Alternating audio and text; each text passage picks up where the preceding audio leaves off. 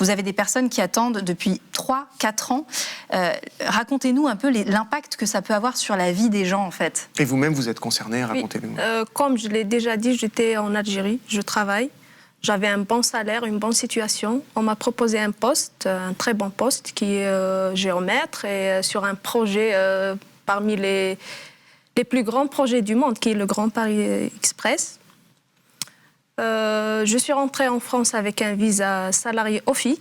C'est l'OFI et la préfecture donc qui ont validé... français de l'immigration et de l'intégration. Oui, qui ont validé mon embauche. J'ai eu un permis de travail par la préfecture de l'Essonne. Et jusqu'ici, tout va bien. Et oui, j'ai travaillé et tout va bien. Et en 2022, j'ai entamé la procédure du regroupement familial pour mon mari. Qui est en Algérie. Oui, qui est en Algérie. Je voulais le faire venir. La loi prévoit 6 mois. Mais au cours des 6 mois, j'ai découvert que j'ai pas eu de réponse, aucune réponse. Et justement, j'ai cherché sur les réseaux sociaux, j'ai découvert un collectif de familles dans l'Essonne.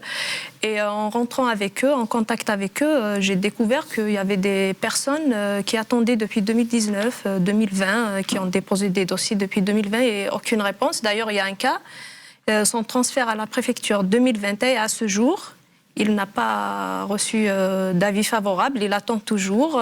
Il y a eu des cas de divorce, justement parce que c'était 3 ans séparé de sa famille. Oui, c'est vraiment qui ne peut pas forcément se voir pendant 1 an, 2 ans, 3 ans. C'est vrai que ça a des conséquences quand même. Oui. Il y a eu des décès. Il y a une femme qui a perdu d'ailleurs sa fille. Elle attendait un regroupement familial. Et c'est une petite fille de 5 ans. Elle l'a laissée. Il y a des familles, je connais un cas, il a laissé sa fille de 8 ans. En Côte d'Ivoire. D'ailleurs, cette semaine, il m'a contacté, il a reçu un courrier de l'école. Elle ne peut pas y aller à l'école d'ailleurs. Elle est stressée, le monsieur, il a peur. Et c'est un combat vraiment long, très long. Et la préfecture, le problème, elle ne répond pas. On n'a pas d'interlocuteur. J'envoie des mails. Moi, personnellement, j'envoie des mails. Je contacte des défenseurs de droits, mais aucune réponse. La préfecture Vous êtes nombreux à saisir le défenseur des droits, d'ailleurs. Oui, on ne peut pas faire on peut pas faire le suivi de son dossier. Il n'y a rien du tout, aucune réponse. Alors qu'en fait, il y a déjà beaucoup d'obstacles. Est-ce que vous pouvez rappeler qu'est-ce que c'est que les étapes ?